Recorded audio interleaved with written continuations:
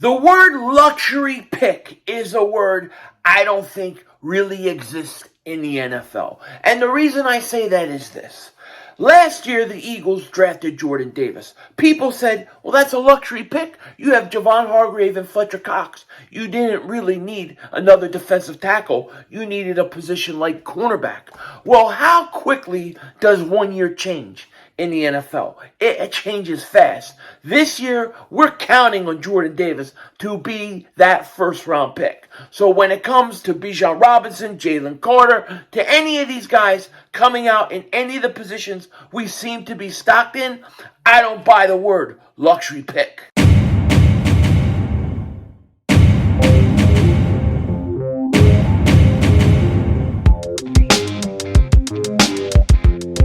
Dallas still stinks. Yo, by the way, King Dingbat here, and I hope everybody's having a great day. Hope you guys are doing well. Hope you're hanging in there. You know, over the last few years, people have said, especially early, Howie Roseman has seemed to draft really, really good. What has happened? The Eagles in the past have struggled with early picks, but seem to do really good with later picks. What happened to Howie Roseman? Well, I'm going to tell you. It's called Inception. And Nick Sirianni came and brought it to him. And truthfully, Howie has changed his philosophy in this draft. No longer is he sitting there going, what's our biggest need? That's what we take first. No, he's saying, who's the most talented? What's the best player on the board when we draft? And that change in philosophy has been a change in our luck during this draft. Now, we're going to get into it in a second because there's a lot to say. But before we do that, if you're new to the channel and you like the content, make sure you hit that like button. More importantly, make sure you subscribe to the most censored, most throttled Eagles content creator in all of the internet.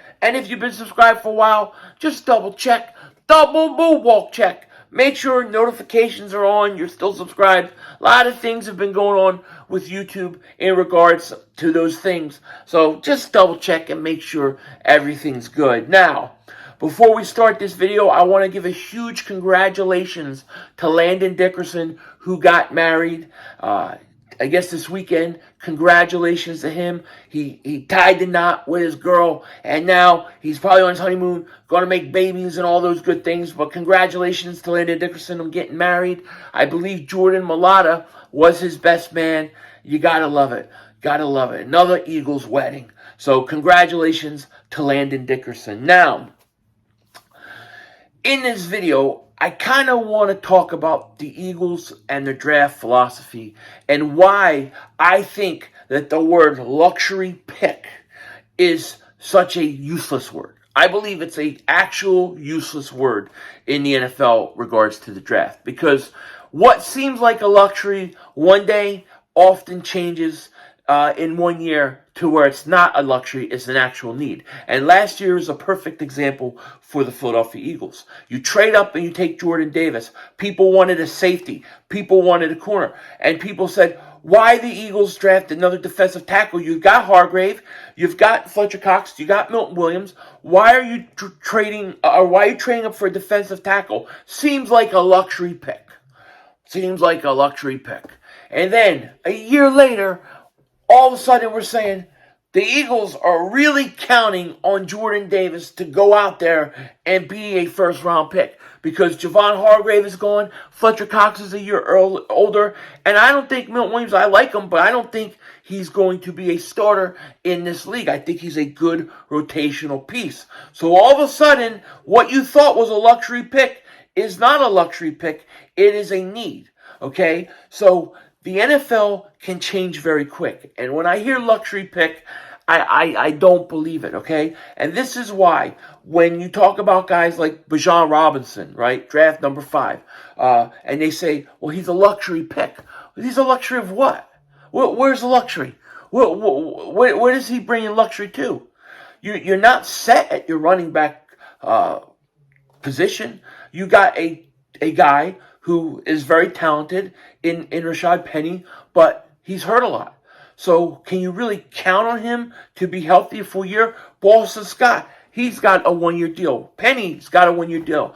So these guys could be gone after this year, and all of a sudden you need another running back. Just think about this. If if Rashad Penny goes out and let's say he has 1,200 yards, he's healthy, and he plays as good as we know he is, because there's no question about it. The guy is, shut up, dog. The guy is very talented. Nobody's arguing that or that he can't play. He can. He just can't stay healthy. And if he does stay healthy, and let's say he goes out and has a great year, what do you think is going to happen? Rashad Penny is going to go on the free market, and he's going to go get a big contract somewhere. The Eagles, they don't value running back, right? So why would they pay him? They're not going to pay him. So all of a sudden, he's gone. And guess what? Boston Scott, he's up. His contract's up because he only signed 1 year. He could be gone too. So now, once again, you need a running back. Oh, we're going to go out and sign a free agent running back. Okay. It's going to cost you $7-8 million, something like that. Oh, no, we're going to just draft another running back. Okay. Well, we'll see how that turns out.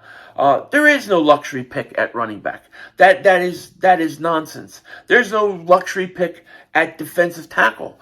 To me, there's no luxury pick right now at defensive end. There's not even a luxury pick at corner because you got guys who got only a few years left. I don't believe in the whole. Oh, we have this luxury pick. This is a luxury pick. I don't believe in it. You've got to take in the first round the best talent on the board. It's just that simple, especially in the first round. I think oftentimes teams think too much about this stuff. They analyze too many things and they make it way more complicated than it has to be. In the first round, the idea is to get the best player available, regardless of position, for the most part. There are exceptions. I think if you have a quarterback, that's an exception. I think if you're talking like the best player being a punter or a kicker, for the most part, you want to do best player available. And that you can't worry about whether it's an undervalued position or it's an overvalued position. You've got to just stick to that. You've got to stick to the purity of best available player. All right? So, when I hear people say, Bijan Robinson is the 4th, 5th best player in this draft, yet the Eagles won't take him because he's a running back and it's a devalued position. All right, so they're not going to take him. But it's okay to take the 18th or 19th best player in the draft because that position's a little more valued. I want the best guy because things change in the NFL so fast. You can't wait around and assume that everything is going to go always your way. You have to assume that things are going to happen that you can't think of. Prepare for what you can't even imagine happening. And very easily next year, the Eagles could be in a major problem, have a major problem at running back. They could essentially take care of that this year by drafting Bijan Robinson. I think Jalen Carter is another one. Some people will say, well, they got Fletcher Cox, they got Milton Williams, they got Jordan Davis. They could use other positions before defensive tackle. If he's the most talented player in the draft, you take him. I think in the first round, that's what you have to do. And there's evidence to back that up, okay? This is not something I'm making up. This is something that good coaches who have done good in the draft in the past have said. They have said this very same thing. Do you remember when the Vikings drafted Randy Moss? They already had 2 great receivers. One of them was a Hall of Famer, okay? And they took Randy Moss, and everybody said, why would they take Randy Moss? Luxury pick. They didn't need him. The following year, his rookie year, the Vikings went 15-1. They almost went to the Super Bowl. It was a stupid kicker, hadn't missed a field goal all year, and then he choked in there, screwed my Randall Cunningham out of going for a Super Bowl. One of the few times I ever rooted for Minnesota. But everybody called that a luxury pick. You don't need it. And look what it did for your team. I think that you have to be honest to your draft board. Howie Roseman, he's had a lot of trouble with first rounds in drafts for many years. If you look at the last few years, that has changed a lot. The Eagles have gotten a lot better. What have they done? Well, they have drafted best available player, and they drafted for not just needs, but who's the best. Now, if you look at the Devontae Smith drafting, right? Yeah, I guess you can make the argument Micah Parsons should have been the pick. I don't think the Eagles realized he was a pass rusher. They saw him more as a pure like linebacker, not really an edge rusher. And once he converted to an edge rusher, it was too late. But Devontae Smith was the best player on the board for them at that time. He was their highest ranked guy, and they stuck with it. After drafting Jalen Reagor the year before, they still went ahead and drafted another wide receiver. And now it's paying dividends. Okay, even that pick itself, people said, why would you draft a wide receiver 2 years in a row in the first round? That's crazy. That's stupid. And then the year before that, when Reagor was coming up, it was like the Eagles never draft first-round wide receivers. It never happens. It'll never happen. And that's what people used to say. All of a sudden, it happened. The Eagles haven't drafted a first-round wide receiver since, Freddie Mitchell. And they're not going to do it. Look how that turned out. You could find receivers second, third rounds. Well, the Eagles did it with Reagor, even though it was a bad pick. They did it. They went against the grain when nobody said that they could. And then they did it the following year with Devontae Smith. That's paying dividends right now. And, and Howie Roseman specifically, there's been articles, there's been things on this, all right? And what was happening with the Eagles in the past that has changed, or so they say, we'll find out this year, but the Eagles early in the draft, Howie, he's very much into analytics. Even today, they're very big believers in analytics. And so they really relied on analytics early in drafts, especially in the first and second round. They drafted analytics heavy. So when Reagor was drafted, they drafted him because the analytics said that he was the guy that they wanted. They were specifically looking, and this was from Howie Roseman. He said this.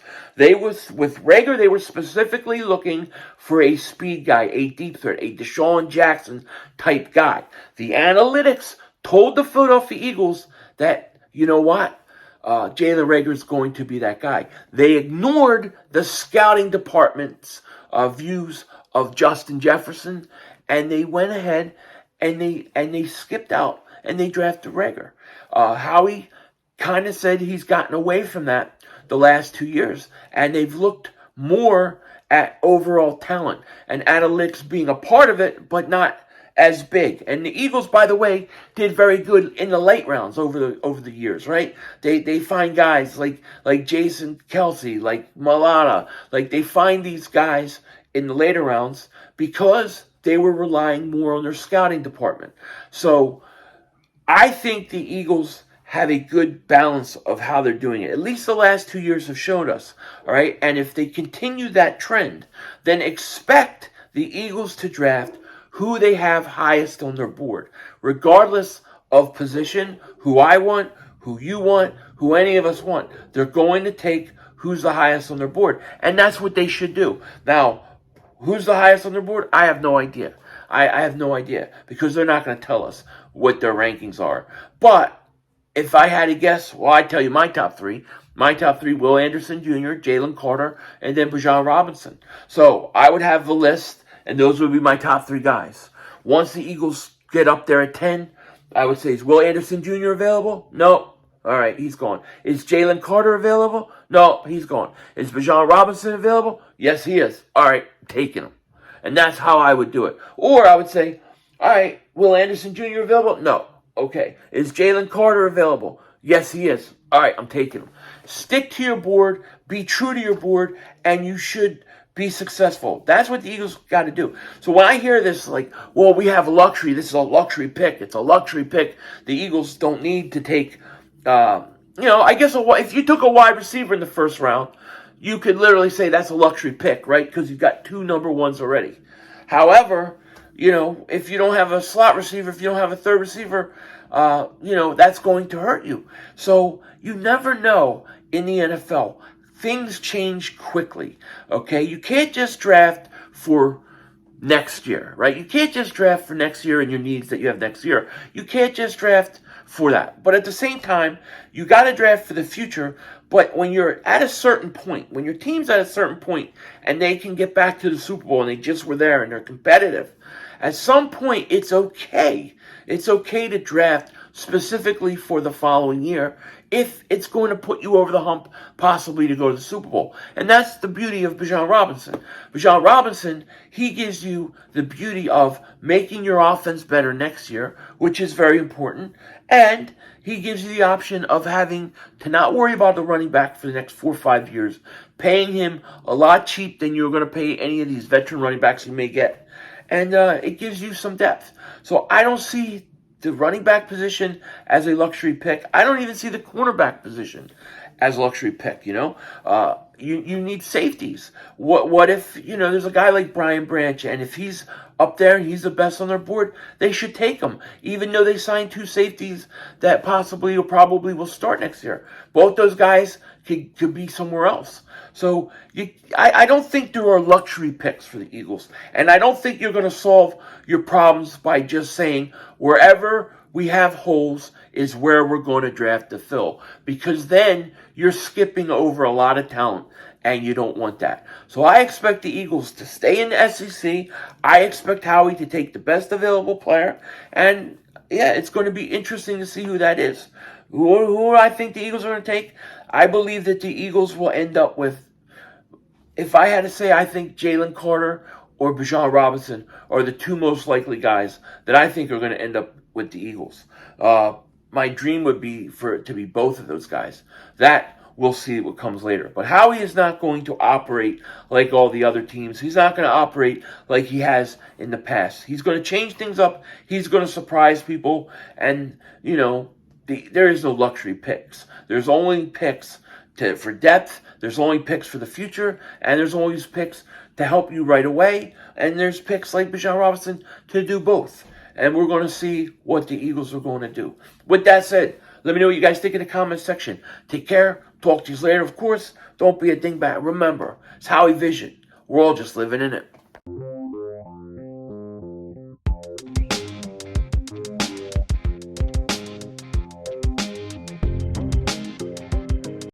All right, 2 things I've got to say, okay? 2 things.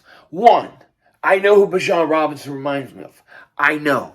Okay, I was watching videos on him, and somebody mentioned this name and this comparison, and I was like, oh my gosh, they are exactly right. I just can't remember who was that said it, but they were exactly right. And I went and I started watching old films of this guy, and I'm going, oh my gosh, yes, that's who Bijan Robinson reminds me of. A lot of people say Adrian Peterson, but it's not Adrian Peterson. It's Adrian James. Bijan Robinson reminds me of Adrian James. He looks like Adrian James. He moves kind of like him. And can you imagine having Adrian James, a young Adrian James, on the Philadelphia Eagles? Oh my gosh, dude, you gotta love it. And I don't know if you guys seen Adrian James' prime, but he was a hell of a running back, Hall of Fame running back. He definitely reminds me of him. Other thing, I just once again have to thank Ewin Racing for this chair. It has been awesome. I mean, it's so comfortable. I could go on talking for like 45 minutes. I didn't even realize I did 15-minute video because I'm just sitting here so comfortable. Usually after 5 minutes, I'm going like, oh, my ass is hurting. Oh, this hurts. This chair is killing me. Nah. This thing is comfortable. That means you're going to have to hear me a lot more, rant a lot more, talk a lot more. I ain't going nowhere. Denzel Washington out.